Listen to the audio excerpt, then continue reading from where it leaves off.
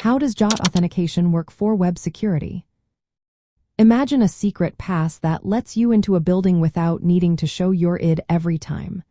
That's kind of how JSON Web Token authentication works for websites and apps.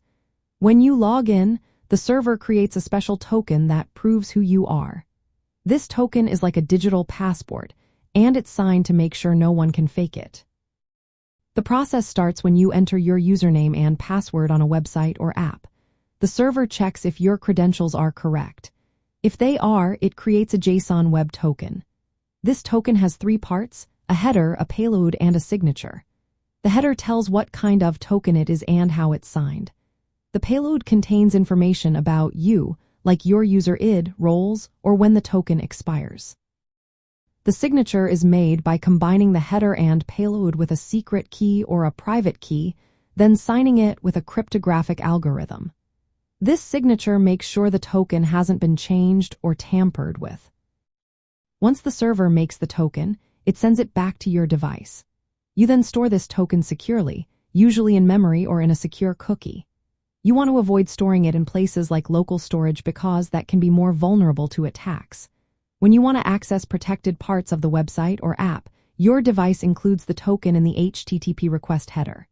It's usually called a bearer token, so the header says authorization, bearer followed by your token. The server then checks the token's signature using the same secret or public key to verify it's valid.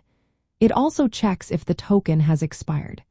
If everything checks out, the server grants access based on the information inside the token. This might include permissions or roles that tell the server what you're allowed to do. Because the token contains all the necessary information and is signed, the server doesn't need to keep track of sessions or store data about each user.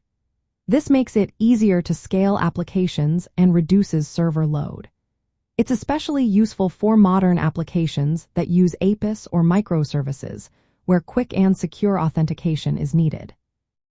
To keep JWTs safe, it's best to always send them over HTTPS so they can't be intercepted. Setting expiration times on tokens limits how long they're valid. Storing tokens securely helps prevent cross-site scripting attacks. Always verify the token's signature on each request to prevent tampering. And avoid putting sensitive data inside the token unless it's encrypted. In the world of backend development, JWT authentication makes it simple to connect user login with APIs and server logic.